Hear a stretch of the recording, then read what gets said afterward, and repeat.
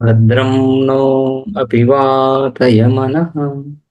ఓం శాంతి శాంతి శాంతి. ఛాందోగ్యోపనిషత్తులో 22వ ఖండం చూశాము. ఇక 23వ ఖండము. 22వ ఖండంలో శృతి విచారము. అది స్కందశ్రుతి.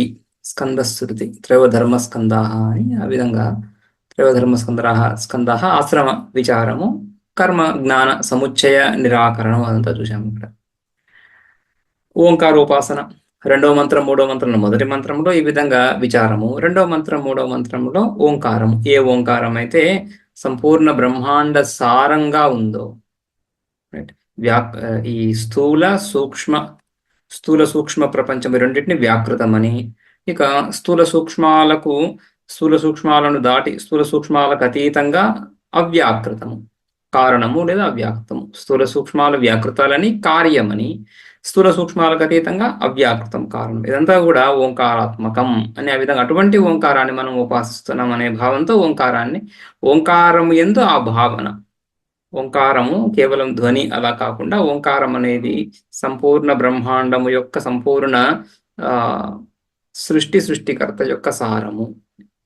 సృష్టి ప్రాప్తిస్తా ఉంది సగుణము, సృష్టికర్త నిర్గుణం కూడా ప్రాప్తిస్తున్నాడు ఈ ఓంకార విచారం ద్వారా అనే ఉద్దేశంతో అనే భావనతో ఉపాసించాలి.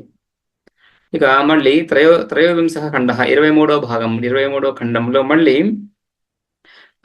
ఉపాసనా కర్మ విచారమే మళ్ళీ జరుగుతూ ఉంది. జ్ఞానం, ఇది ఉపాసన ఏదైతే మోక్షానికి అనుకూలంగా స్వరూపాన్ని బోధించేటువంటి, స్వరూపానికి దగ్గరగా తీసుకొచ్చేటువంటి ఓంకారోపాసన అని చెప్పిన తర్వాత శృతి మళ్ళీ కర్మాంగ ఉపాసనల గురించి విచారం చెప్తా ఉంది. ఇక్కడ 23వ ఖండంలో అవతరణిక చూద్దాం. సామోపాసన ప్రసంగేన కర్మ గుణభూతత్వాత్ నివర్త్య ఓంకారం పరమాత్మ ప్రతీకత్వాత్ అమృతత్వ హేతుత్వేన మహీకృత్య ప్రకృతస్య ఏవ యజ్ఞస్యంగభూతాని సామ హోమ మంత్రోత్థానాని ఉపదిదిక్షన్ ఆహా శృతి విధంగా చెప్తా ఉంది. ఏమని? ముందు సామోపాసన ప్రసంగం నడిచింది మొదటి అధ్యాయంలోను రెండవ అధ్యాయంలో ఈ 21వ ఖండం వరకు, రైట్. అక్కడ సామోపాసనలన్నీ కూడా కర్మగుణం అంటే కర్మకు గుణభూతంగా, రైట్. కర్మ ప్రధానము, కర్మ అవయవాలు ఏవైతే ఎక్కడైనా కూడా క్రియా ప్రధానంగా ఉంటుంది. మన వ్యవహారం అంతా కూడా, లోక వ్యవహారంలో కూడా సంభాషణలు ఏవైతే మనం వ్యవహారం అయితే చేస్తున్నామో అందులో వ్యవహారం కర్మ క్రియ కదా ప్రధానంగా ఉంటుంది. ఆ క్రియకు మిగిలినవన్నీ కూడా అంగభూతాలుగా ఉంటాయి. ఏ క్రియను తీసుకున్నా కూడా లేదా మన సంభాషణలో కూడా ఏ వాక్యాన్ని తీసుకున్నా కూడా ఆ వాక్యంలో క్రియ ప్రధానంగా ఉంటుంది. క్రియకు ఉపకారకాలుగా మిగిలిన పదార్థాలన్నీ ఉంటాయి. ఆ మిగిలిన పదాలు బోధిస్తూ ఉంటాయి. సర్వత్రా క్రియ ప్రధానంగా కనిపిస్తుంది. వ్యవహారం అంటేనే క్రియ. అందుకనే ప్రపంచాన్ని కూడా నామరూప క్రియాత్మకం అని చెప్పుకుంటాం. నామరూప కర్మ కదా, కర్మక్రియ ఒకటి. సో ఆ విధంగా సామోపాసన ప్రసంగంలో కర్మగుణభూతత్వాత్ నివర్త్య కర్మగుణభూతమైనటువంటి సామోపాసన నుంచి వైదొలగి ఈ ఓంకారం యొక్క మహిమ చెప్పబడింది 22వ ఖండంలో. ఓంకారం మహీకృత్య, ఓంకారాన్ని పొగిడి, ఓంకారాన్ని స్తుతించి. ఎందుకని? పరమాత్మ ప్రతీక అది. పరమాత్మ ప్రతీకత్వాత్, పరమాత్మ ప్రతీక అంటే పేరు, నామం. పేరు చేత వస్తువుని తెలుసుకుంటాం, వస్తువుని చేరుకుంటాం, వస్తువుని పొందుతాం. ఘటము అనే పేరు ద్వారానే ఘటం అనేటువంటి వస్తువుని, పదార్థాన్ని పొందుతాం కదా. అదేవిధంగా ఓంకారం అనేది పరమాత్మ ప్రతీక అయినప్పుడు, పరమాత్మ యొక్క పేరు అయినప్పుడు ఆ ప్రతీక ద్వారా పరమాత్మనే పొందాలి సగుణ నిర్గుణ రూపంలో. అటువంటి ఓంకారం పరమాత్మ ప్రతీక కాబట్టి పరమాత్మ యొక్క ఉపలబ్ధికి హేతువు పరమాత్మ, అమృత స్వరూపుడు కాబట్టి అమృతత్వ హేతువు ఓంకారం. సో అమృతత్వ హేతువని మహీకృత్య పొగిడి, స్తుతించి. ఆ తర్వాత ఆ 22వ ఖండంలో మహీ మహీకృత్య అది 11th కదా. ఆ విధంగా చేసిన తర్వాత ప్రకృతస్య ఏవ యజ్ఞస్య అంగభూతాని ప్రకరణం. ఏ ప్రకరణం నడుస్తా ఉంది ఇక్కడ? 2వ అధ్యాయం మొదటి అధ్యాయం అంతా కూడా కర్మాంగోపాసనల ప్రకరణం నడుస్తా ఉంది. కాబట్టి మళ్ళీ ఆ ప్రకరణలో నుంచి కొద్దిగా వైదొలిగి అలా ఓంకారాన్ని పరిచయం చేసి ఈ అధ్యాయం సమాప్తం అవుతా ఉంది. స్వతంత్రోపాసన తర్వాత మొదలవుతున్నాయి. అందుకని ఓంకారాన్ని కొద్దిగా పరిచయం చేసి దాన్ని స్తుతించి మళ్ళీ ప్రకరణ ముందు జరుగుతున్నటువంటి ఆ ప్రసంగాన్ని కొనసాగిస్తా ఉంది శృతి. ప్రకృతస్య ఏవ యజ్ఞస్య అంగభూతాని ప్రకృతస్య యజ్ఞస్య ఆ ప్రకరణ విషయమైన యజ్ఞము దాని యొక్క అంగభూతాలైనటువంటి సామ హోమ మంత్రోత్థానాన్ని ఉపదిదిక్షన్. సామ హోమ మంత్ర ఉత్థాన ఈ విషయాలను ఉపదేశించడానికి శృతి మళ్ళీ ఈ ఈ 23వ ఖండం ఆరంభిస్తా ఉంది. చివరి ఖండం ఆరంభిస్తా ఉంది. మంత్రం చూద్దాము.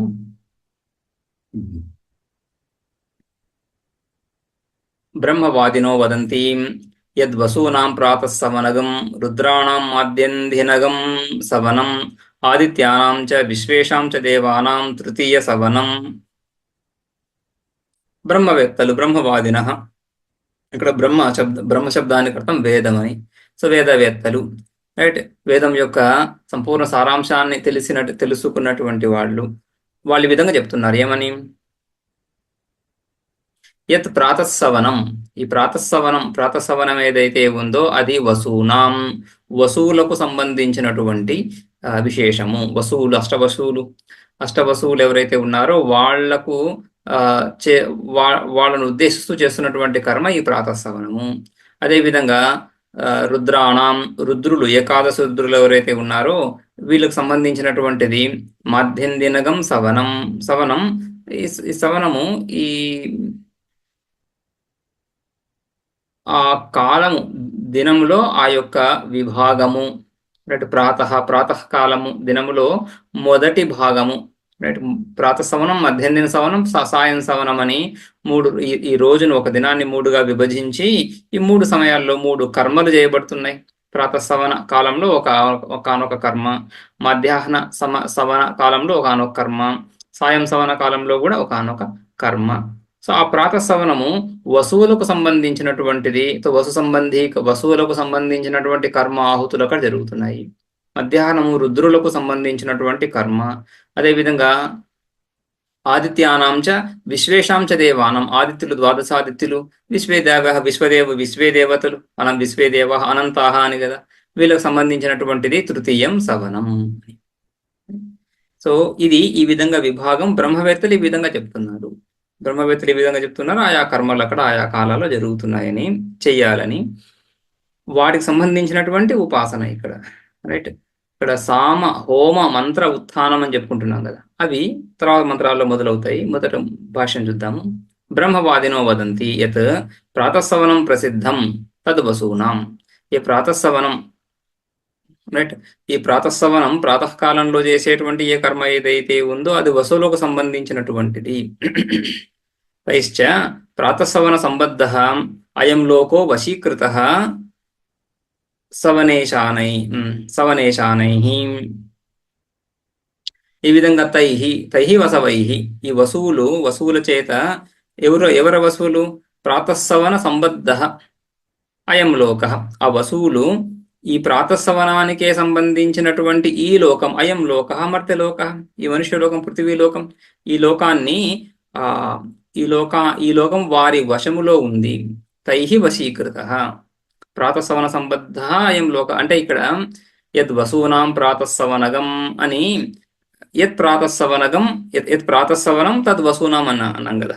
ఈ ప్రాతస్సవనం అంటున్నప్పుడు ప్రాతస్సవన శబ్దం చేత కేవలం కర్మయే కాకుండా కర్మ సంబంధి ఆ ఫలం, కర్మ సంబంధి లోకం ఏదైతే ఉందో ఆ లోకము, ప్రాతస్సవన శబ్దం చేత ప్రాతస్సవన సంబద్ధ లోకాన్ని తీసుకొని ఆ లోకము వసువులకు సంబంధించినటువంటిది. వసూనాం, షష్ఠీ విభక్తి వస్తా ఉంది.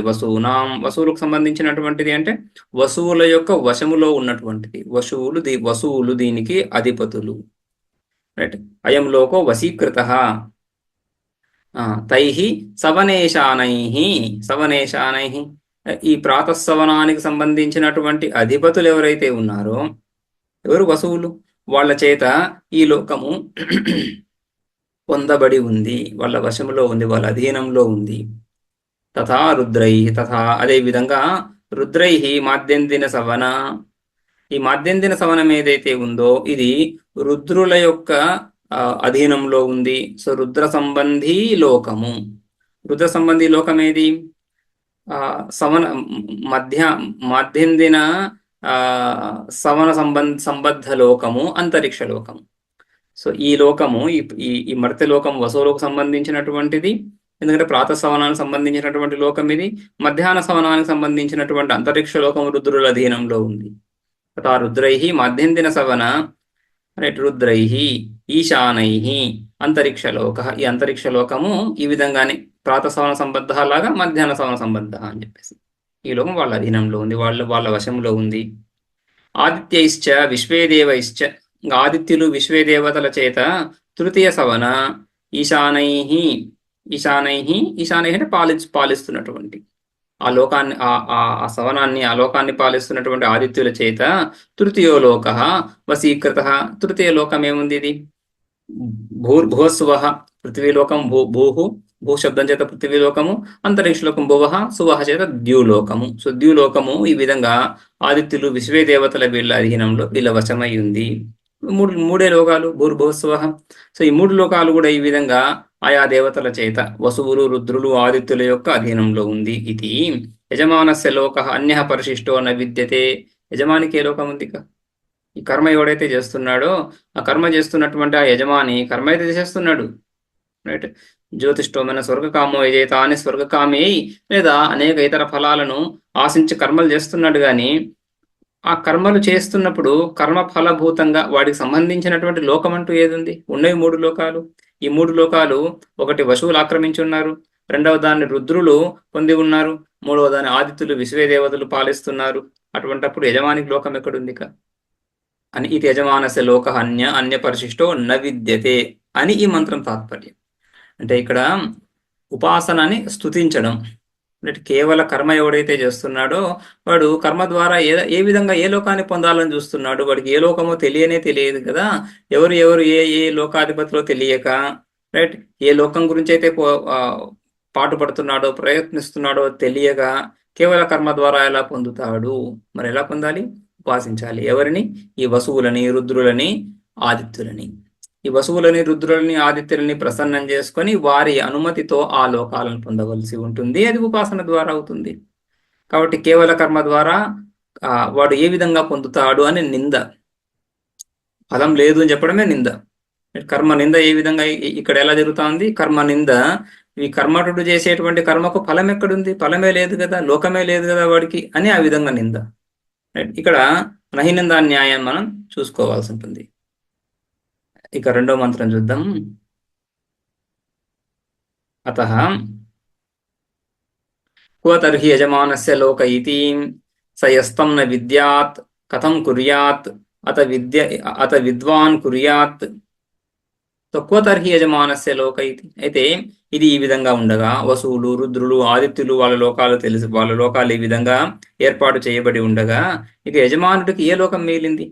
ఈ మనిషి, ఈ యజమాని అధికారి ఎవడైతే కర్మలు చేస్తున్నాడో నియోజ్య, వాడు ఏ లోకాన్ని ఉద్దేశించి కర్మలు చేస్తున్నాడు? ఏ లోకాన్ని పొందుతాడు? క్వతర్హి యజమానస్య లోక ఇది అని ప్రశ్న. సయస్తం న విద్యాత్, ఎవడైతే ఈ విధంగా ఏ లోకమో తెలియకుండా కథం కుర్యాత్, కర్మ ఎలా చేస్తాడు? అందుకని అత విద్వాన్ కుర్యాత్, అందుకని తెలుసుకొని చేయాలి. విద్వాన్ అంటే తెలుసుకున్నటువంటి వాడు అంటే ఉపాసకుడు. ఉపాసించి తెలుసుకోవడం అంటే ఇక్కడ కేవలం ఒక ఇన్ఫర్మేషన్ లాగా కాదు కదా, తెలుసుకోవడం ఉపాసించడం. సో ఆ విధంగా ఆ లోకాన్ని ఉపాసించేటువంటి వాడు, ఆ దేవతలని, వసువాది దేవతలను ఉపాసించేవాడు కర్మలు చేయాలి. కానీ ఎందుకంటే వాడికి అధికారం ఉంది. లోకము తెలియడము, ఇక్కడ కర్మల యొక్క ఉద్దేశము లోకాలను పొందడం. లోకాలను మనం సామాన్యంగా లోక వ్యవహారంలో ఏ విధంగా తెలుసుకోవడం అంటున్నామో ఆ విధంగా తెలుసుకోవడం కాదు కదా. ఇక్కడ ఈ లోకం ఉంది, అక్కడ ఆ లోకం ఉంది అని తెలుసుకోవడం ఫలం కాదు. తెలుసుకున్న తర్వాత తెలుసుకుంటే ఫలం ఏం కలుగుతా ఉంది? ఆ లోకాన్ని వాడు పొందాలి. లోకాన్ని పొందేటువంటి అధికారాన్ని కలిగి ఉండాలి.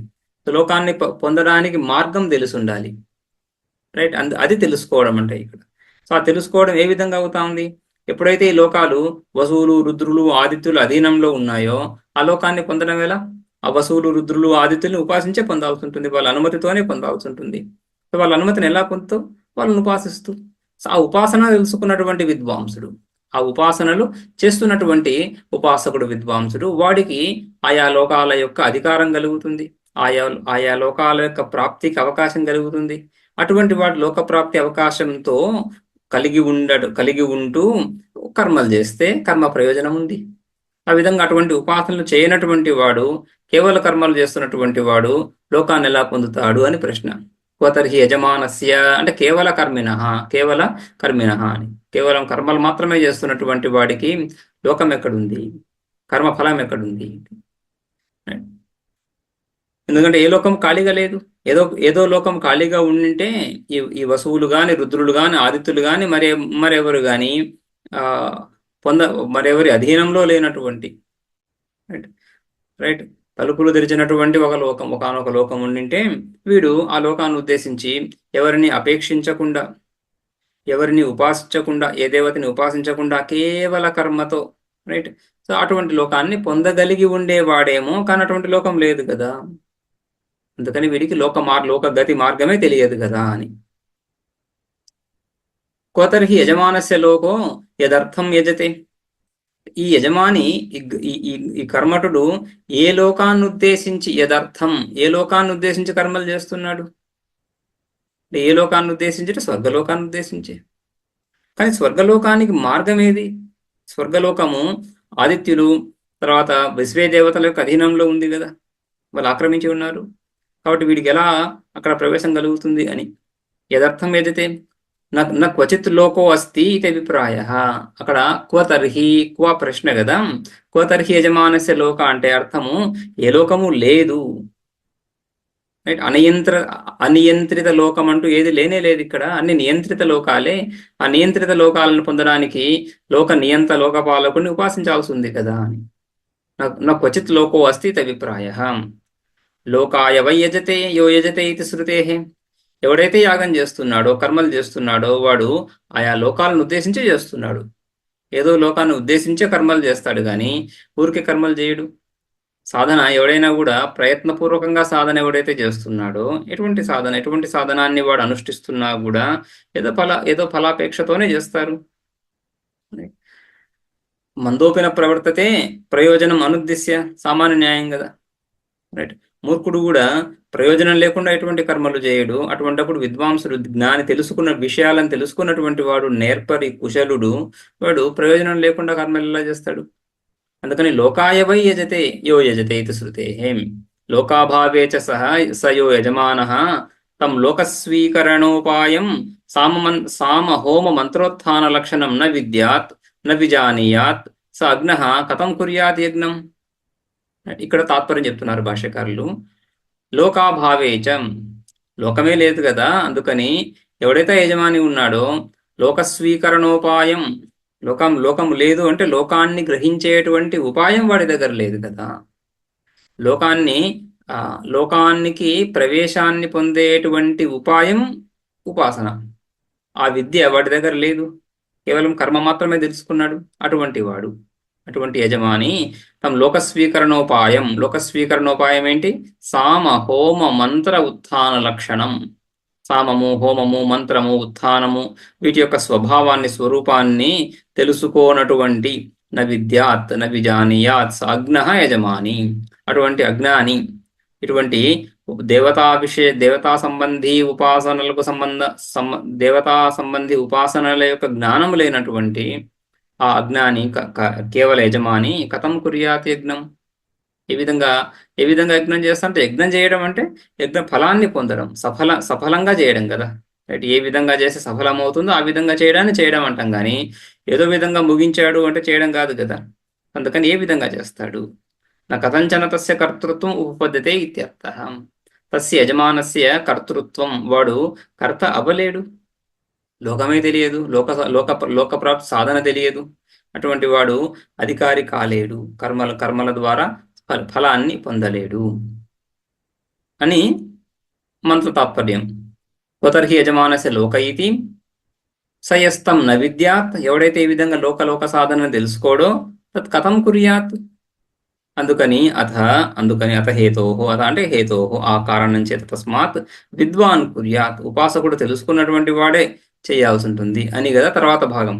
ఆ మధ్యలో ఈ కర్మ నింద ఏదైతే ఉందో కేవల కర్మ నింద కదా ఇది, కేవల కర్మ ద్వారా నువ్వు లోకాన్ని పొందలేవు అని చెప్పడం కదా.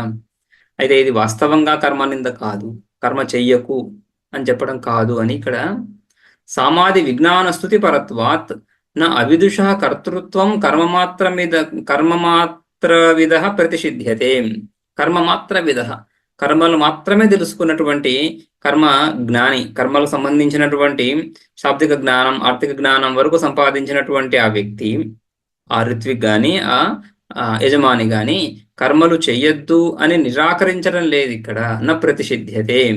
రైట్, ఎందుకంటే ఈ ఈ నింద నహినిందా న్యాయంగా సామాధి విజ్ఞాన స్థుతి పరత్వాత్, సామ హోమ మంత్ర ఉత్థానాలు ఏవే చెప్పుకున్నామో వాటి యొక్క స్థుతి గురించి ఈ ప్రకరణం మొదలైంది. కానీ రైట్, ఈ ఉపాసనను విధించడం ఏదైతే విధేయమో దాన్ని స్థుతించడం శృతి శైలి. ఇక్కడ ఉపాసనను విధిస్తా ఉంది కాబట్టి ఉపాసనను స్థుతించడం శృతి శైలి, శృతి పద్ధతి. అంటే నింద, ఈ స్థుతి ఎలా ఉంటుంది? సాక్షాత్తుగా స్థుతించవచ్చు, లేదా తత్సంబంధి ఇతర విషయాలను నిందిస్తూ కూడా దీన్ని స్థుతించవచ్చు.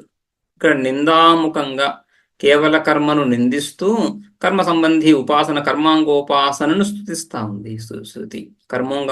కర్మాంగోపాసనలు ఉన్నాయి, వాటితో పాటుగా చెయ్యి కర్మలు, కేవల కర్మలు కాకుండా ఇంకొద్ది ప్రయత్నం చేత ఈ ఉపాసనలతో పాటుగా కర్మలు చెయ్యి అని బోధించడానికి శృతి ఇక్కడ ఈ విధంగా కర్మ నింద చేస్తుంది అని. సామాధి విజ్ఞాన స్థుతి పరత్వాత్, అందుచేత అవిదుష కర్తృత్వం న ప్రతిషిధ్యతే. అజ్ఞాని అంటే ఈ ఉపాసన దేవతా జ్ఞానం లేనటువంటి అజ్ఞాని కర్మలు చెయ్యొద్దు అని చెప్పటం లేదు. స్తుతయే చ సామాధి విజ్ఞానస్య అవిద్వత్ కర్తృత్వ ప్రతిషేధాయ చ ఇది హి భిద్యతే వాక్యం. ఒకవేళ ఈ వాక్యంలో రెండు అర్థాలు తీసుకుంటే, ఒకటైతే స్థుతి ఖచ్చితంగా ఉంది, రైట్, ఏ ఉపాసననైతే విధించబోతా ఉందో దాన్ని స్థుతిస్తుంది శృతి. కాబట్టి ఈ వాక్యం ద్వారా స్థుతి అర్థం ఒకటి తెలుస్తా ఉంది. ఇదే వాక్యం చేత కర్మ నిషేధం అనే అర్థాన్ని కూడా నువ్వు గ్రహించదలిస్తే, ఒకే వాక్యం నుంచి రెండు అర్థాలను గ్రహిస్తే ఏమవుతుంది? వాక్య భేద దోషము. వాక్యం విద్ధేత, ఒకే వాక్యం ఉంది శృతిలో, నువ్వేమో రెండు అర్థాలను గ్రహించాలని చూస్తున్నావు. రైట్, ఒకే వాక్యం నుంచి ఒక అర్థం కదా, ఒక క్రియ, ఒకే వాక్యం అంటే ఒక క్రియ ఉంటుంది. లోకంలో కూడా ఒక వాక్యాన్ని చెప్పినప్పుడు వాక్యంలో ఏకతింగ్ వాక్యం అని కదా వైయాకరణలో నిర్వచన వాక్యానికి. ఏకతింగ్ వాక్యం, ఒక వర్బ్ ఉండాలి వాక్యంలో, సెంటెన్స్ లో ఒకే వర్బ్ ఉంటుంది. రైట్, ఒక వర్బ్ నుంచి ఎన్ని యాక్షన్స్ తీసుకుంటాం మనం? ఒకటే. వాక్యంలో ఒకే క్రియ ఉన్నప్పుడు దాంట్లో నుంచి కలిగేటువంటి వ్యాపార జ్ఞానం, వ్యవహార జ్ఞానం, ప్రవృత్తి నివృత్తి రూప జ్ఞానం ఒకటే ఉండాలి. సో ఈ వాక్యం నుంచి విద్యను స్థుతిస్తా ఉంది. రైట్, ఈ విధంగా స్థూయి ధాతువు నుంచి స్థుతి అర్థం తెలుస్తా ఉంది, స్థుతి క్రియ నుంచి స్థుతి అర్థం తెలుస్తా ఉంది. సో ఒక థింగ్ వచ్చేసింది, ఒక వాక్యం అయిపోయింది. ఇదే వాక్యంలో నుంచి కర్మ నిషేధము, కర్మ నిషేధిస్తుంది, ఇది నిషేధ వాక్యం కూడా అని ఎలా చెప్తారు? నిషేధించడానికి ఒక విధి ఉండాలి కదా. విధి వాక్యం ఏదో మా హింస సర్వాభూతాని, మా హింస్యాత్ సర్వాభూతాని అని, హింస చెయ్యకు అని చెప్పేటువంటి విధించేటువంటి ఒక వర్బు, ఒక క్రియాపదం ఉండాలి, విధిలింగ్ ఉండాలి అక్కడ కూడా. అదేవిధంగా ఇది స్థుతి అని చెప్పేటువంటి ఇంకొక క్రియ ఉండాలి. ఉపాసనలు చెయ్యి, ఉపాసనతో పాటుగా, స్థుతి అంటే ఉపాసనతో పాటుగా చెయ్యి అని అర్థం కదా, ఇది చెయ్యి అని చెప్పేటువంటి ఇంకొక క్రియ ఉండాలి. ఉన్నది ఒకే క్రియ వాక్యంలో, ఏకవాక్యంగా చెప్పుకుంటున్నాం. సో ఉన్నది ఒకే క్రియ ఉంటూ రెండు అర్థాలు, ఈ రెండు పనులు, ఇది అది అని రెండు అర్థాలు ఎలా తీస్తారు? అలా తీస్తే వాక్య భేద దోషం ఏర్పడుతుంది. ఒకే వాక్యం నుంచి రెండు అర్థాలు వచ్చేస్తాయి. అది వాక్య విచార పద్ధతిగానే కాదు. ఒకే వాక్యము నుంచి రెండు అర్థాలు తీస్తే ఒకటి చెప్పిన అర్థం శృతి యొక్క తాత్పర్యం, రెండవది శృతి చెప్పని అర్థం అవుతుంది, శృతి ఉద్దేశం కానిది అవుతుంది. ఆ విధంగా శృతి ఉద్దేశం కానిది శృతి వాక్యం మీద రుద్దడం మొదలు పెడితే ఇక ఏ వాక్యం నుంచైనా ఏ అర్థమైనా ఒకటి తీసుకునేటువంటి పరిస్థితి ఏర్పడుతుంది. అందుకని ఒక వాక్యం నుంచి ఒక అర్థమే తీసుకోవాలి, ఒక విధినే గ్రహించాల్సి ఉంటుంది.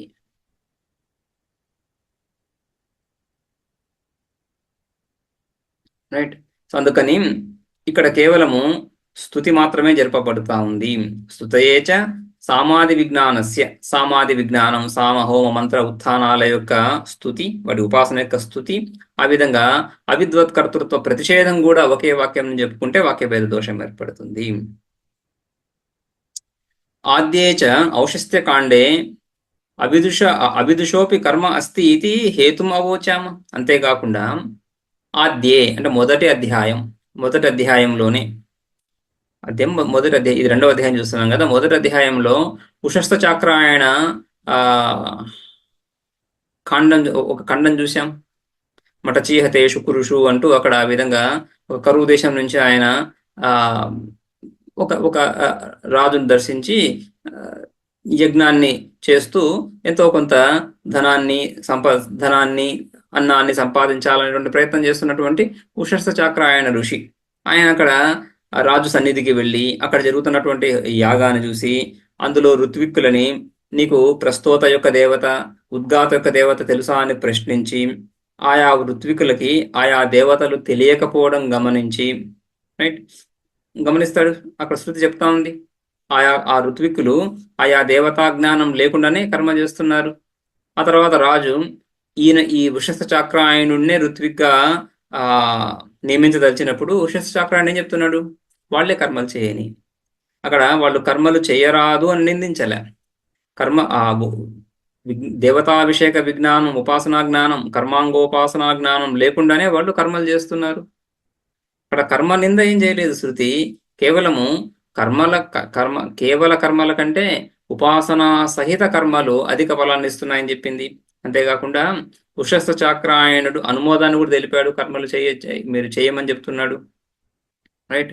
సో అక్కడ ఆయన ఉషస్థ చాక్రాయణుడు యొక్క అభ్యంతరం కూడా ఏముంది, ఎవరైనా ఈ విద్యను తెలిసినటువంటి వాడి సన్నిధిలో వాడి అనుమతి లేకుండా నువ్వు ఈ విధంగా కేవల కర్మలను చేస్తున్నప్పుడు, అంటే నీకంటే పెద్ద అధికారి అక్కడ ఉన్నప్పుడు, నీకంటే ఎక్కువ జ్ఞానం కలిగినటువంటి అధికారి అక్కడ ఉన్నప్పుడు వాటి సన్నిధిలో, రైట్, నువ్వు ఈ విధంగా ఆ దేవతాభిషేక విజ్ఞానాన్ని తెలుసుకోకుండానే తెలిసిన వాని ఎదుట కర్మలు చేయడం దోషము, మూర్ధాతే విపతిష్యతి అంటూ అక్కడ చెప్పాడు ఆ విధంగా. అంతేగాని ఈ దేవతాభిషేక జ్ఞానం లేకుండా కర్మలు చేయకూడదని చెప్పలేదు అక్కడ అని. ఆ విధంగా ఆద్యేచ ఔషస్త్యకాండే అవిదుషోపి కర్మ అస్తి, అవిద్వాంసుడు, అజ్ఞాని, ఉపాసనా జ్ఞానం లేనటువంటి వాడికి కూడా కర్మ అధికారం ఉందని చెప్పారు. కర్మ అస్తి అని, కర్మ అస్తి అంటే కర్మకరణ సామర్థ్యం, కర్మ చేయొచ్చు, కర్మ ఫలాలను పొందుతాడు అని కదా. అధికారం అంటే ఫలాన్ని పొందడం అనే కదా. కర్మ అస్తి ఇది హేతుం అవోచామా, అక్కడ చెప్పుకున్నాము. అథ ఏతద్ వక్షమానం సామాది ఉపాయం విద్వాన్ కుర్యాత్. అందుకని ఏతద్ వక్షమానం చెప్పబోయేటువంటి సామాది ఉపాయం, ఉపాసన, సామ మంత్ర, సామాది ఆధిపత్యం చేతదే సామ మంత్ర సామ హోమ మంత్ర ఉత్థానాది విషయాల యొక్క ఉపాసకుడు, వాటి యొక్క జ్ఞానం కలిగినటువంటి వాడు కర్మలు చెయ్యి అని స్తుతించడం మాత్రమే ఇక్కడ ఉద్దేశ్యం. ఉపాసనా స్తుతియే గాని కర్మ నింద కాదు, కర్మ నిషేధం కాదు. నింద అంటే నిషేధం, కర్మ నిషేధించడం లేదు ఇక్కడ. కేవల కర్మ నింద ఎలాగో ఉంటుంది, కేవల కర్మ కంటే కూడా ఉపాసన సహిత కర్మ శ్రేష్టం అంతవరకే. అధిక ఫలాన్ని కల్పిస్తుందని చెప్పడం వరకు మాత్రమే. కిం తద్వేద్యం ఇది ఆహా. అయితే ఇక్కడ విద్వాన్ కుర్యాత్ అని ఉంది కదా ఈ రెండో మంత్రంలో. విద్వాన్ కుర్యాత్ అంటే తెలుసుకున్నటువంటి వాడు అని. ఏం తెలుసుకుంటున్నాడు వాడు? కిం తద్వేద్యం, ఏ లోకాన్ని తెలుసుకునే విధంగా ఉపాసకుడు కర్మ చేస్తాడు అని శృతి చెప్తా ఉంది మూడో మంత్రంలో.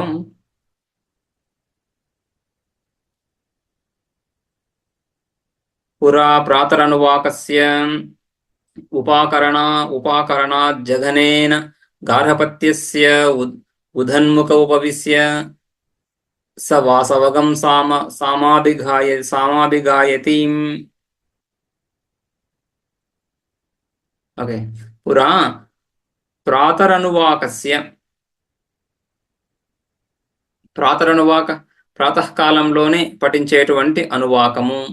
ఆ ఋగ్భాగము ప్రాతరనువాకస్య ఉపాకరణాత్ ఉపాకరణాత్ పురా ప్రాతరనువాకస్య ఉపాకరణాత్ పురాం. సో ఈ విధంగా ఈ ప్రాతకాలంలో అంటే ప్రాతకాలము ఈ మొదటి సవనం ప్రాతసవనంలో ఏదైతే ఆ శస్త్రము అనువాకాన్ని పఠిస్తున్నాడో దానికి ముందు రైట్ గార్హపత్యస్య గార్హపత్యస్య ఉదన్ముఖ ఉపవిశ్య. సో గార్హపత్యాగ్నికి ఉదన్ముఖ ఉదంగ్ దిశ ఈ ఉత్తర దిశ ఉత్తరాభిముఖుడై కూర్చొని స వాసవం సామ అభిగాయతి. వాసవం వసువులకు సంబంధించినటువంటి సామ. ప్రాతస్సవన సంబద్ధం ఈ లోకమని, ఈ లోకానికి అధిపతులు వసువులు. సో ఆ విధంగా ప్రాతస్సవనంలో ఏ కర్మ అయితే ఏ స్తోత్రాన్ని అయితే గానం చేయబోతున్నాడో దానికి ముందు వసువులకు సంబంధించినటువంటి సామాన్ని గానం చేయాలి, ఉపాసించాలి. ఆ విధంగా వాసవగం అంటే వసువులకు సంబంధించినటువంటి వసుదేవతా సంబద్ధ సామాన్ని గానం చేస్తున్నాడు. భాష్యంలో పురా అంటే పూర్వం, ముందు. దేనికి ముందు? ప్రాతరనువాకస్య శస్త్రస్య ప్రారంభాత్ పూర్వం. ప్రాతరనువాకం ప్రాతకాలంలో పఠించవలసినటువంటి అనువాకం ఏదైతే ఉందో శస్త్రస్య. ఈ శస్త్రము స్తోత్రము అని. స్తోత్రము శస్త్రం అంటున్నప్పుడు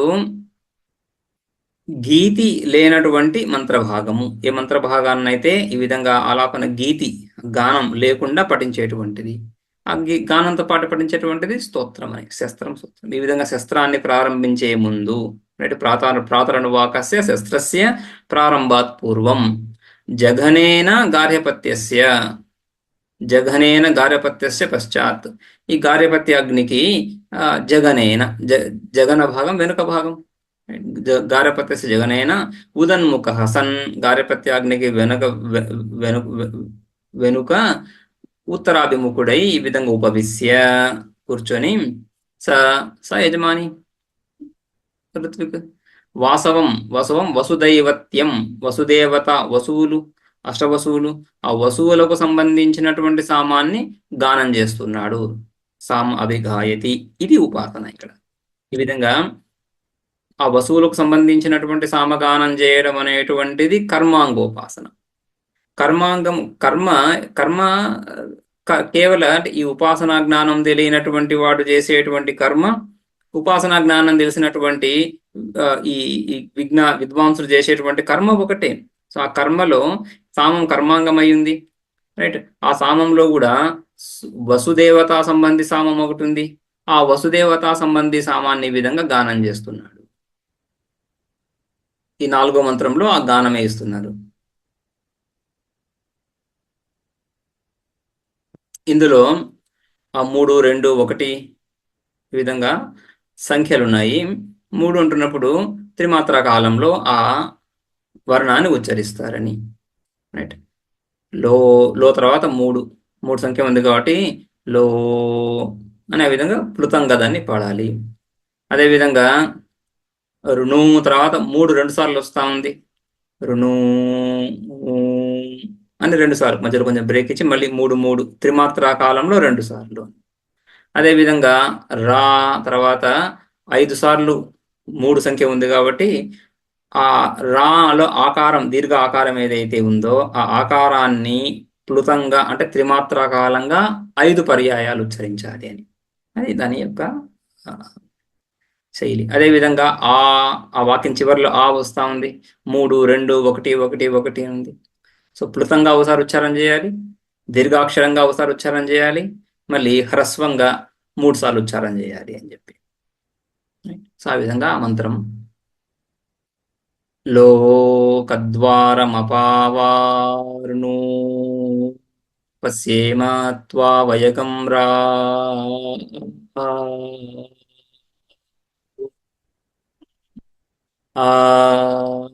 జాయో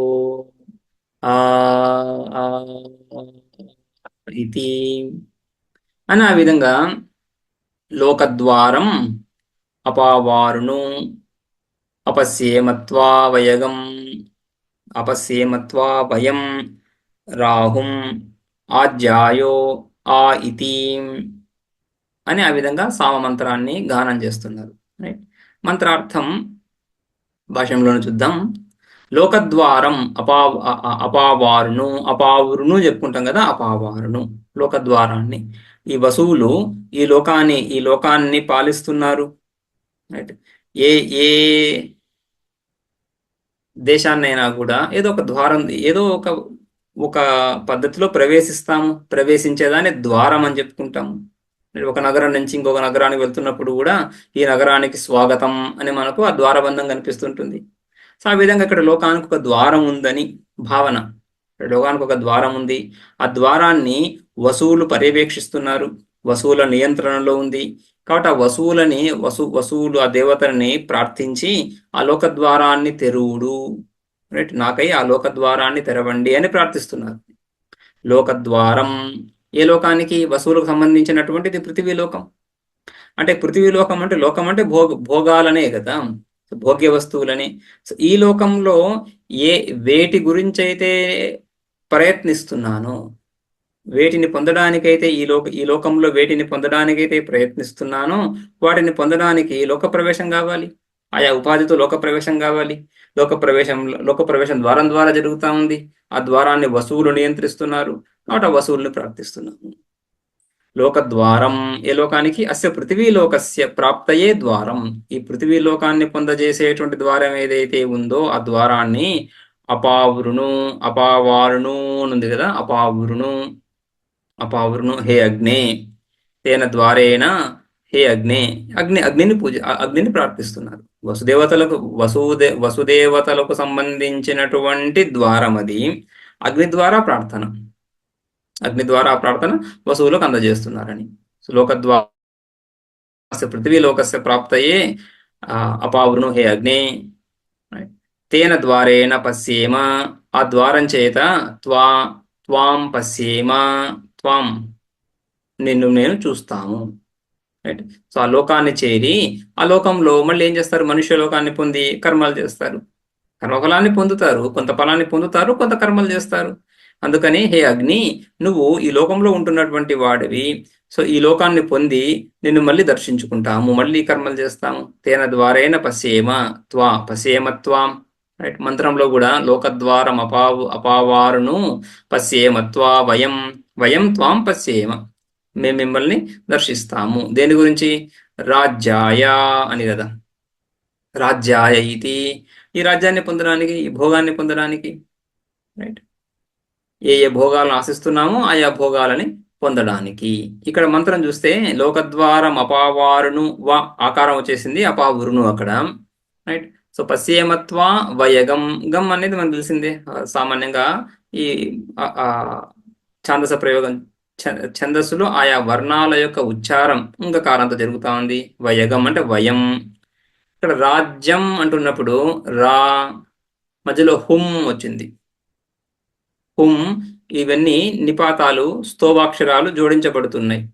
సామలో 5 భాగాలని చెప్పుకున్నాం, 7 భాగాలని చెప్పుకున్నాం. ఆ విధంగా ఆయా భాగాల్లో ఆయా అంశాలు, కొన్ని అంశాలు జోడించబడుతున్నాయి. ఆ విధంగా హుం మధ్యలో జోడించబడింది. సో రా తర్వాత రాజ్య, హ్రస్వం రాజ్యం లేదా రాజ్యాయ, రైట్. యా అని యో అయిపోయింది. రైట్. రాజ్యాయో ఆ ఇతి, ఈ ఆ కూడా మళ్ళీ స్తోభాక్షరాల్లాగా జోడించబడతా ఉంది. రైట్. సో లోకద్వారం అపావురును భాషను చూస్తే అర్థం స్పష్టమవుతా ఉంది. లోకద్వారం అపావురును హే అగ్నే త్వాం వయం పశ్యేమ రాజ్యాయ, ఆ రాజ్యాన్ని పొందగోరి మేము ఈ కర్మ ఉపాసనలు చేస్తున్నాము. నువ్వు ఆ ద్వారాన్ని మాకై తెరిచినప్పుడు దాన్ని ప్రవేశించి ఆ లోకాన్ని పొంది నేను మళ్ళీ దర్శించుకుంటున్నాము రాజ్య ప్రాప్తి కొరకు.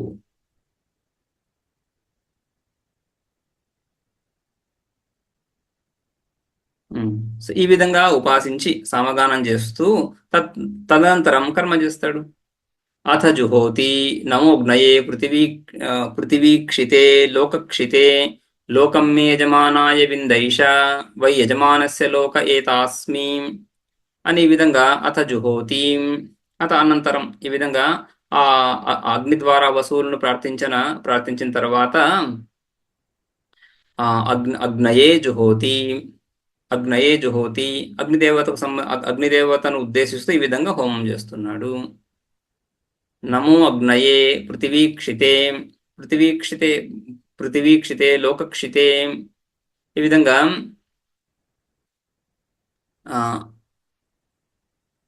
ఈ పృథివీ లోకంలో ఈ లోకంలో ఉండేటువంటి ఆ అగ్ని లోకక్షితే మే యజమానాయ, మే మమ, మే మహ్యం, నేను యజమానాయ లోకం వింద ఏష లోకం వింద. సో ఈ యజమాని ఎవరైతే యజ్ఞం చేస్తున్నారో ఆ యజమానికి ఈ లోకాన్ని సంపాదింపచేయి. ఋత్వికు సమగానం ద్వారా యజమాని ఏదైతే కోరుతున్నాడో ఆ కోరినటువంటి ఫలాన్ని తీసుకురాగలుగుతున్నాడు ఋత్వికు. ఏ విధంగా? దేవతలను ప్రార్థిస్తూ, ఈ కర్మ ఉపాసనల ద్వారా. అందుకని అగ్నిని ప్రార్థిస్తున్నాడు. మే యజమానాయ లోకం వింద, మే యజమానాయ, నేనే యజమానినైనటువంటి నా కొరకు, లోకం వింద, ఏషవ యజమానస్య లోక ఏతాస్మి, ఇది యజమాని లోకం. మొదటి మంత్రంలో యజమాని లోకమేది? యజమాని లోకమే లేదు. వసువులు పృథివీ లోకాన్ని శాసిస్తున్నారు, వాళ్ళ అనుశాసనంలో పృథివీ లోకం ఉంది. అదేవిధంగా రుద్రులు, ఆదిత్యులు ఈ భువర్ సువర్ లోకాలను, అంతరిక్ష స్వర్గలోకాలను నియంత్రిస్తున్నారు. కాబట్టి యజమానికి లోకమే లేదు అని చెప్పుకున్నాం. ఇప్పుడు యజమానికి లోకం కలుగుతా ఉంది. ఎలా కలిగింది? వసువుల యొక్క అనుమతితో. ఆ వసువులను ప్రార్థించడం చేత, ఉపాసించడం చేత, అగ్ని ద్వారా ఉపాసించడం చేత యజమానికి ఆ లోక ప్రాప్తి కలుగుతా ఉంది. అందుకని యజమానికి ఇప్పుడు లోకం ఉంది. ఏషవై వై, నిశ్చయంగా ఇదే యజమాని యొక్క లోకము. ఏతాస్మి, ఈ లోకాన్ని నేను పొందుతున్నాను. భాష్యంలో అథ అంటే అనంతరం, ఆ విధంగా ఉపాసన అనంతరం జుహోతి అనేన మంత్రేన, ఈ మంత్రం చేత హోమం చేస్తున్నాడు జుహోతి. నమ అగ్నయే, అగ్నికి నమస్కారం. నమస్కారం అంటేనే ప్రహ్వీభూతాః తుభ్యం వయం, నీ ముందు మేము వినమ్రులమై ఉన్నాము. ప్రహ్వీభూతాః, ఆ విధంగా వంగి నమస్కరిస్తున్నప్పుడు వినమ్రత తెలుస్తా ఉంది.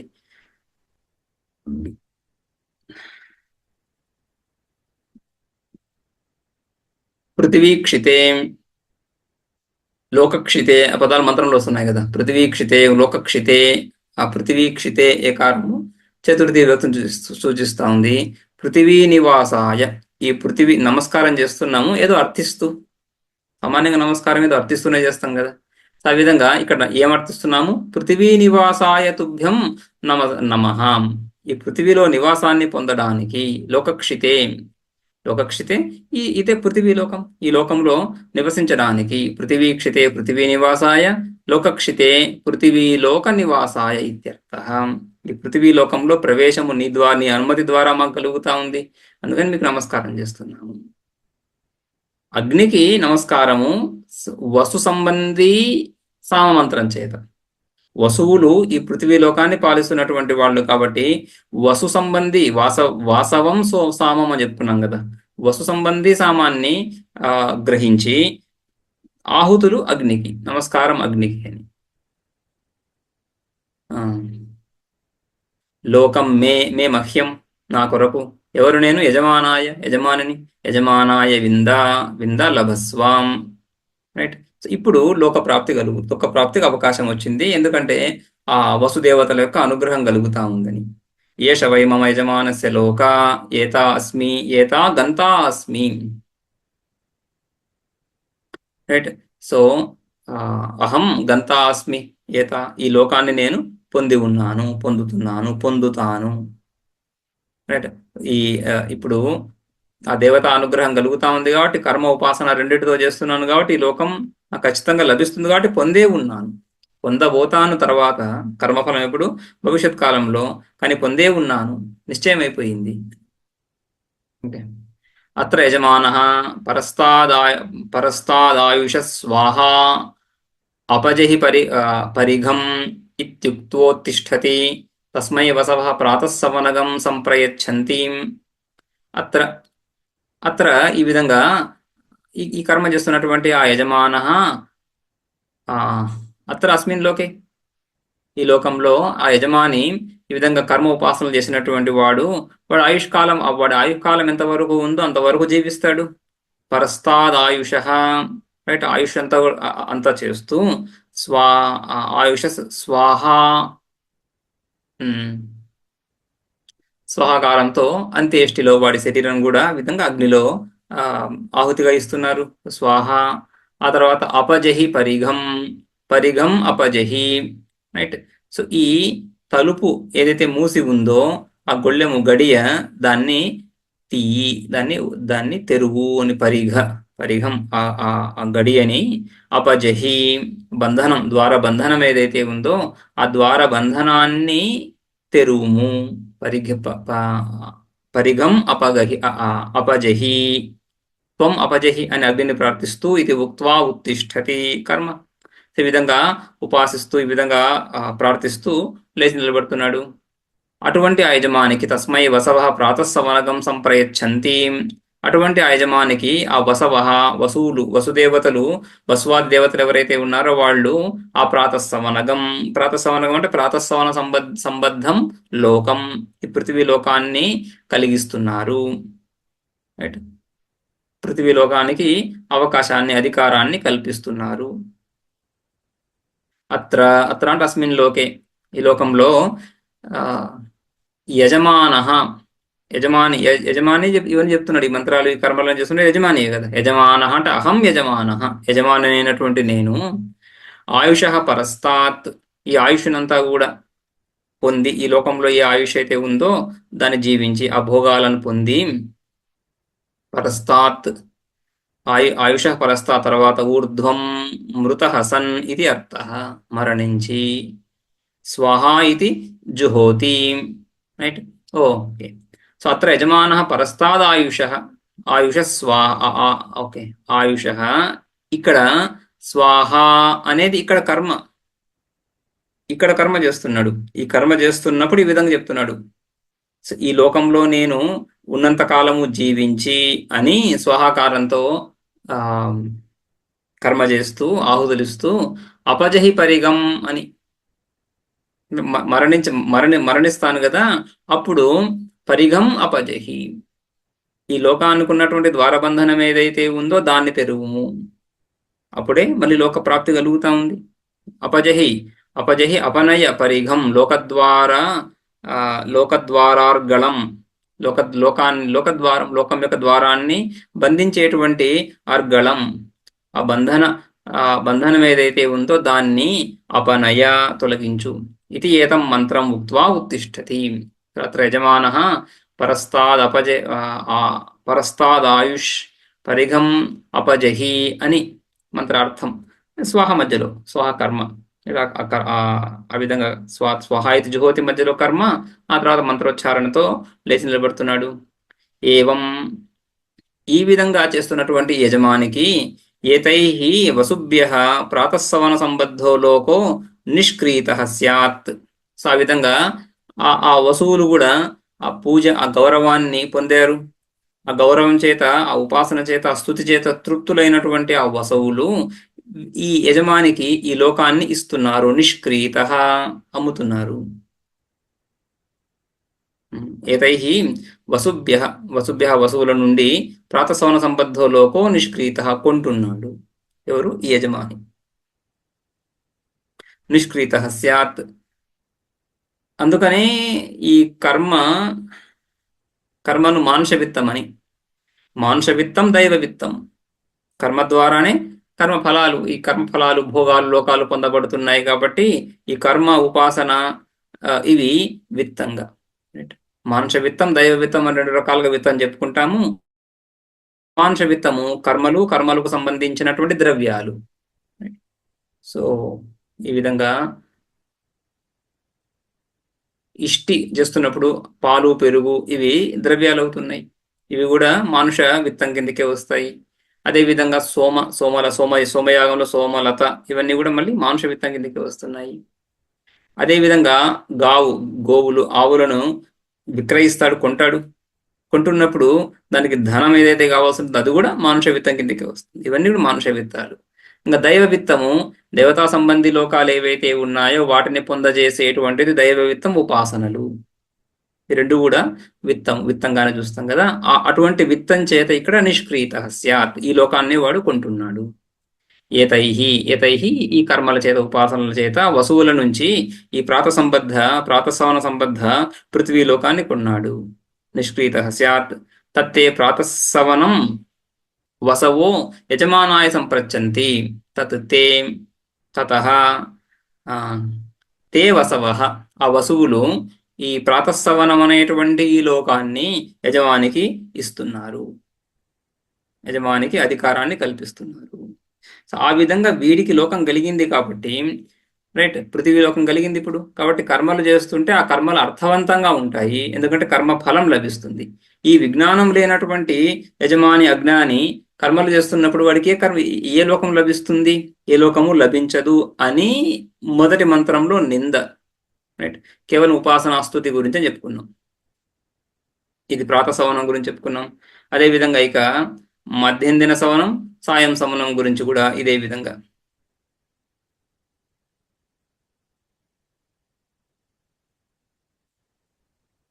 పురా మధ్యం దినస్య సవనస్య ఉపాకరణ జగనేనాగ్నిద్రియస్య ఉధన్ముఖ ఉపవిశ్య స రౌద్రగం సామాభిగాయతి. ఈ విధంగా పురా మాధ్యం దినస్య సవనస్య, సో మధ్యం దిన సవనం ఏదైతే కర్మ ఉందో చేసే ముందు, పురా దానికి ముందు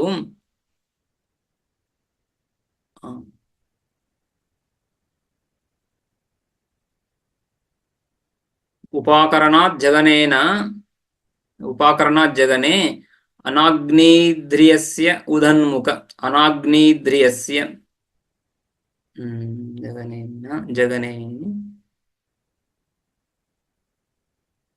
అగ్నిద్రియస్య జగనేన. ఓకే, అగ్నిద్రియం అంటున్నప్పుడు భాషను చూస్తే దక్షిణాగ్ని. ఈ దక్షిణాగ్నికి వెనుకగా ఉదన్ముఖ ఉపవిశ్య, మళ్ళీ ఉత్తరాభిముఖుడై కూర్చొని రౌద్రగం సామం స అభిగాయతి. స యజమాని, ఆ యజమాని రౌద్రగం సామం, రుద్రదేవతా సంబంధి సామం ఏదైతే ఉందో ఆ సామాన్ని గానం చేస్తున్నాడు. అగ్నిద్రియస్య దక్షిణాగ్నే, ఆ దక్షిణాగ్ని ఏదైతే ఉందో ఆహ్వని అగ్ని, గార్హపత్య అగ్ని, దక్షిణాగ్ని అని మూడు అగ్నులు. ఈ మూడు అగ్నులను కలిగి ఉంటాడు గృహస్థ యజమాని. ఆ విధంగా మూడు అగ్నుల ద్వారా ఈ కర్మలు చేస్తున్నాడు. ఇక్కడ దక్షిణాగ్నికి వెనుకల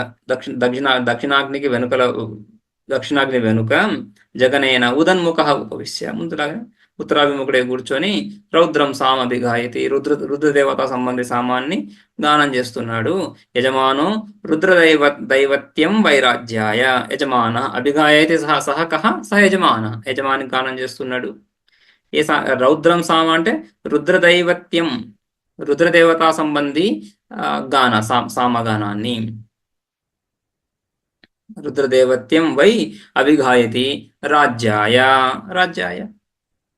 అదో వైరాజ్యాయ, వైరాజ్యం, విరాజస్య ఇదం ఇది వైరాజ్యం, వైరాజ్య పదవి, విరాట్ పదవి గురించి ఈ లోకము, తర్వాత విరాట్ లోకము అని ఆ విధంగా ఈ విరాట్ లోకం గురించి సంపూర్ణ సమష్టి స్థూల శరీరమాని విరాట్ వైరాజ్యాయ.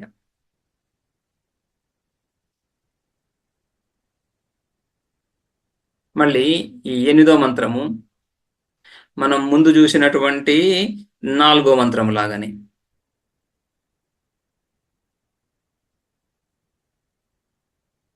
లోకద్వారమపావార్ణు పశ్యేమత్వా వయం వైరా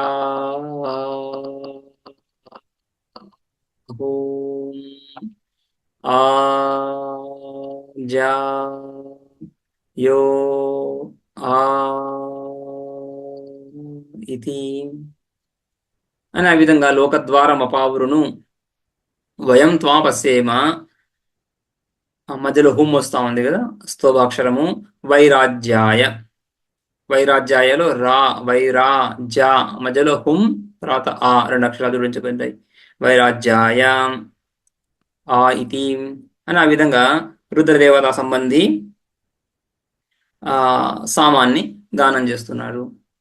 ఆ తర్వాత తదనంతరం మళ్ళీ ఆయన కర్మ, ఈ కర్మకి ఈ మధ్యందిన సవన కర్మ ముందేమొచ్చింది మనకి ఇక్కడ, పురా మధ్యందిన సవనస్య అని కదా. మధ్యందిన సవనానికి ముందు ఈ 8వ మంత్రంలో చెప్పినటువంటి ఉపాసన సామగానము, ఆ తర్వాత 9వ మంత్రంలో మధ్యందిన సవన కర్మ. అత జుహోతి నమో వాయవేంతరిక్ష క్షితే లోకక్షితే లోకం మే యజమానాయ వింద ఏష వైజమానస్య లోక ఏతాస్మీం అని ఆ విధంగా అత జుహోతి తదనంతరం, ఇది కూడా ముందు మంత్రం లాగానే. తదనంతరం జుహోతి హవనం చేస్తున్నాడు. నమో వాయవే, ముందు అక్కడ నమో అగ్నయే అని వచ్చింది మనకు, అగ్నిదేవత సంబంధి. అగ్నిదేవతకు అక్కడ స్తుతి, ఇక్కడ వాయుదేవతకి. నమో వాయవే అంతరిక్షక్షితే లోకక్షితే లోకం, అంతరిక్షక్షితే లోకక్షితే, ఈ అంతరిక్ష లోకంలో నివసించడానికి అనుమతిని కోరుతూ, మే యజమానాయ లోకం వింద, ఈ అంతరిక్ష లోకాన్ని, యజమానుడైనటువంటి నాకు ఈ అంతరిక్ష లోకాన్ని ప్రసాదించు. ఏష వై యజమానస్య లోక, ఇది ఈ యజమానికి సంబంధించినటువంటి లోకమైంది. ఇప్పుడు యజమానికి అంతరిక్ష లోకం కూడా ప్రాప్తిస్తా ఉంది. అంతరిక్ష లోకము వైరాజ్యం విరాట్ లోకం అని, ఆ విరాట్ లోకం ప్రాప్తిస్తా ఉంది. లోక ఏతాస్మి, ఏతాస్మి ఈ లోకాన్ని పొందినటువంటి వాడనై ఉన్నాను అని ముందులాగే. రైట్. ఏతా గంత, ఏతా గంతా అస్మి, ఏతా అంటే గంతా అస్మి, ఈ లోకాన్ని పొంది ఉన్నాను. గంత గం ధాతుకి ఈ విధంగా తురుచు ప్రత్యయం చేసేసి గంత, ఆల్రెడీ వెళ్ళిపోయి ఉన్నాను అన్నట్లుగా గంతా అస్మి.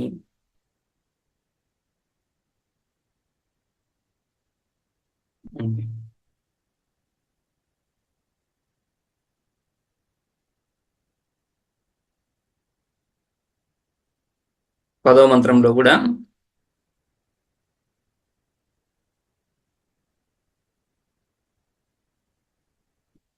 అత్ర యజమానః ఆయుష స్వాహ అపజహి పరిగం ఇత్యుక్తోత్తిష్ఠతి తస్మై రుద్రా మాద్యందినగం సవనగం సంప్రయచ్చంతి.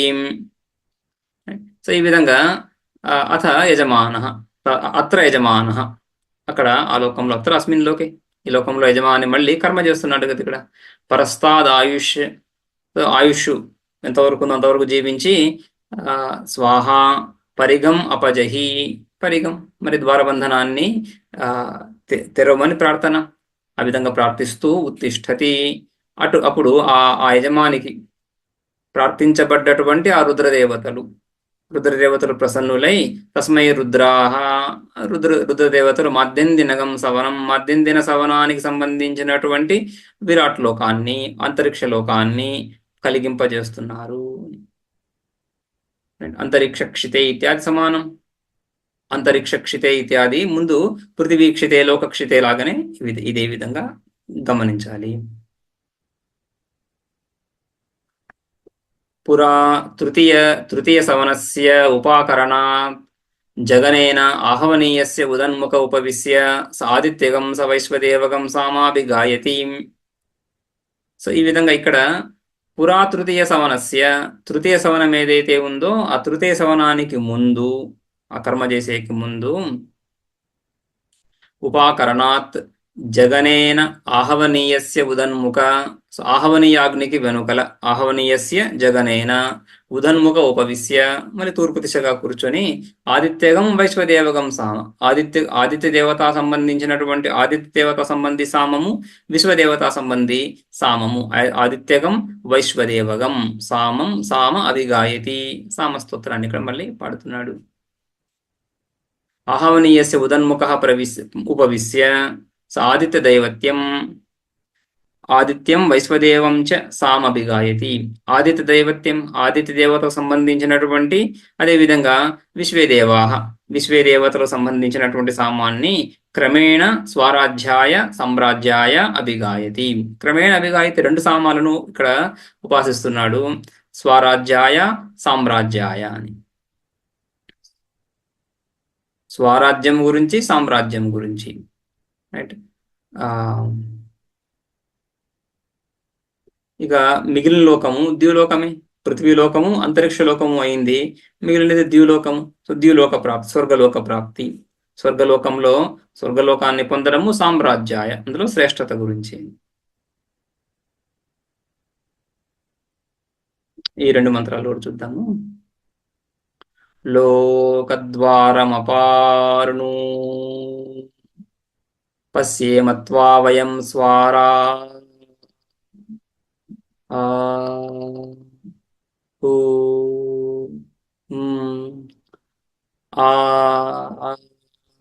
జా యో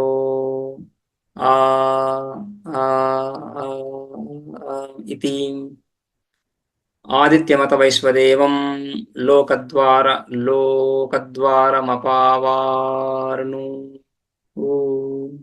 పశ్యేమత్వా వయం సామ్రా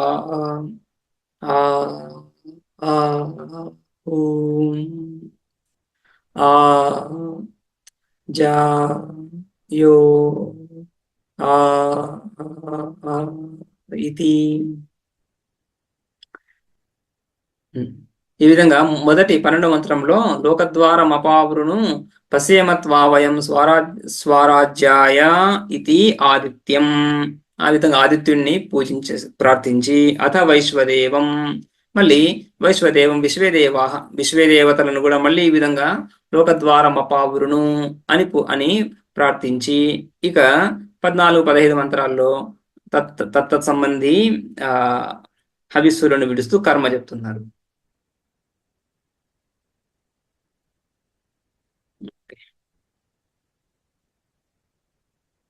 అత జుహోతి నమ ఆదిత్యేభ్యశ్చ విశ్వేభ్యశ్చ దేవేభ్యో దివిక్షిద్భ్యో లోకక్షిద్భ్యో లోకం మే యజమానాయ విందత. అత జుహోతి, తదనంతరం హవిస్సులు అర్పిస్తున్నాడు. నమ ఆదిత్యేభ్యశ్చ విశ్వేభ్యశ్చ దేవేభ్యో, ఆదిత్య దేవతలకి విశ్వే దేవతలకి నమస్కరిస్తూ, దివిక్షిద్భ్యో లోకక్షిద్భ్యో దివిక్షిద్భ్య, సో ద్యులోకంలో నివసించడానికై, లోకక్షిద్భ్య దివి అనేటువంటి లోకము, స్వర్గం అనేటువంటి లోకంలో నివసించడానికి అనుమతిని కోరుతూ నమస్కరిస్తూ, లోకం మే యజమానాయ విందత, అటువంటి లోకాన్ని, ఆ ద్యులోకాన్ని యజమానుడైనటువంటి నా గురించి ప్రసాదించు అని ప్రార్థన.